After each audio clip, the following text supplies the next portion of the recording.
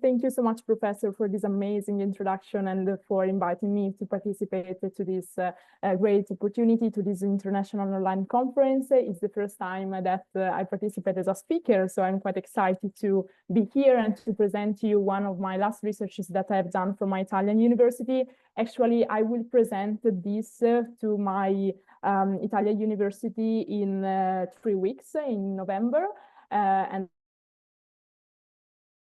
I'm more than happy to share with you as well. The topic is the duty, as you said perfectly, the duty of Generation Z to protect the planet, the principle of intergenerational equity. I will try to speak for 15 minutes, more or less, and then we will have the last 5 minutes, as before, to share comments, answer your questions if you need, and if you want to talk a little bit about this interesting topic. So let's start. So basically, when I first started to do this presentation, this research, my first question was, what is the principle of international equity, of course? What is it about? So now we can say that it's a legal principle. And the legal meaning is that the principle of intergenerational equity is the duty to deliver the planet to future generations in no worse condition than that inherited by present generations. In other words, this means that me, for example, I have to conserve the planet. My generation has the duty to conserve the planet, to conserve the resources, to protect the biodiversity that we have on the planet, so we can share the planet with the future generations exactly as we receive it, or better, hopefully. But then from my research, I have seen this conflict, I would say, between judges and legislators. What does it mean? It means that the principle of intergenerational equity is first mostly from judges, because it's emerging thanks to case laws more than legislators.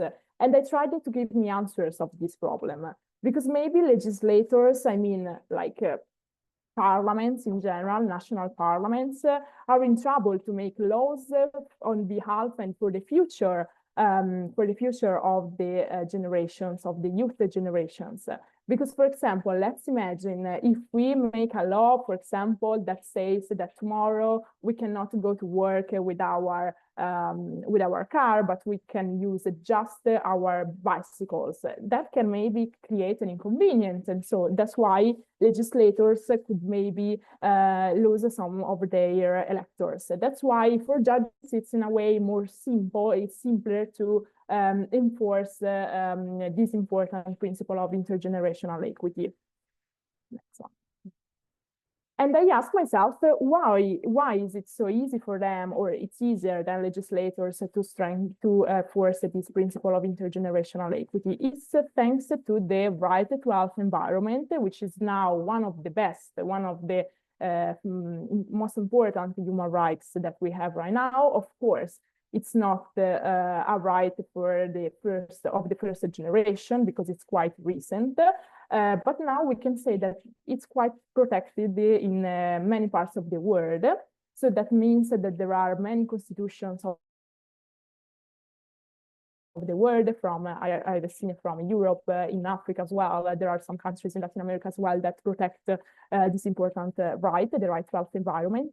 And through this, they can respect and enforce the principle of intergenerational equity. Then I have tried to see how the right to health environment is respected in the three systems that protects human rights. And they do it in a different way. As Professor said, I have done a little bit of research in all of three. So I was in Arusha in 2022, I was in Strasbourg in 2023, and just 3 months ago, I was in Costa Rica to do my research at the Corte Interamericana de Derechos Humanos. So I was able to see all the three systems. And my question was how the judges of the three courts, so the African Non-Human and People Rights Court, as well as the European Court of Human Rights, as well as the Inter-American Court of Human Rights, enforce this important principle. What I have seen is that in the African system, for example, the right to a health environment is specified in Article 24 of the African Charter on Human and People Rights. So you have explicitly this right in the Charter. But it's, at the same time, similarly, we have the Inter-American system with the similar situation, because the same right has been interpreted by Article 26 of the American Convention on Human Rights, and then it was later explicitly included in the San Salvador Protocol. So we have two different systems with the same situation. The right to health environment is present in both of these systems. However, what is really interesting is that the European system doesn't have this principle in the European Convention on Human Rights, because as you see from the slide, the European Convention on Human Rights does not have any dedicated to the right to health environment.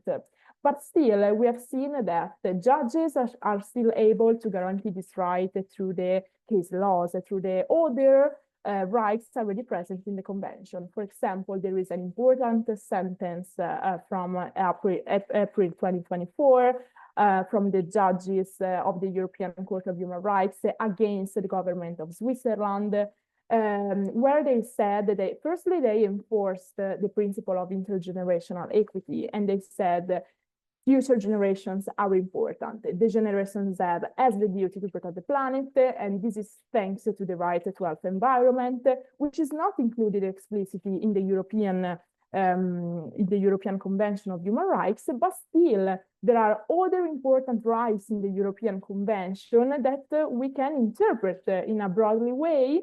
And for example, they are Article 7 of the European Convention of Human Rights,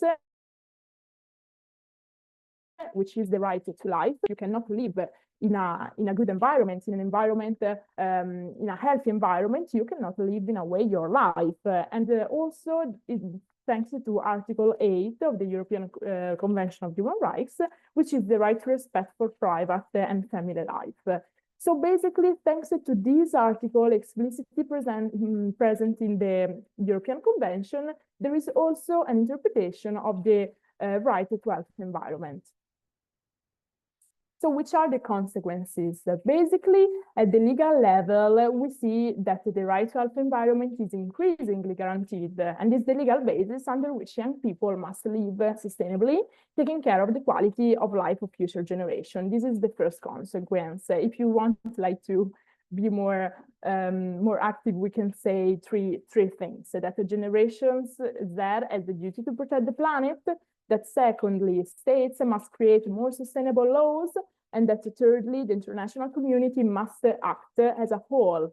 So, for example, they have to take important decisions how to get, of course, the UN Agenda 2030 goals, the sustainable goals that you all know. So then I more focus about the examples of possible violations of the principle, both at the high level and both at the low level.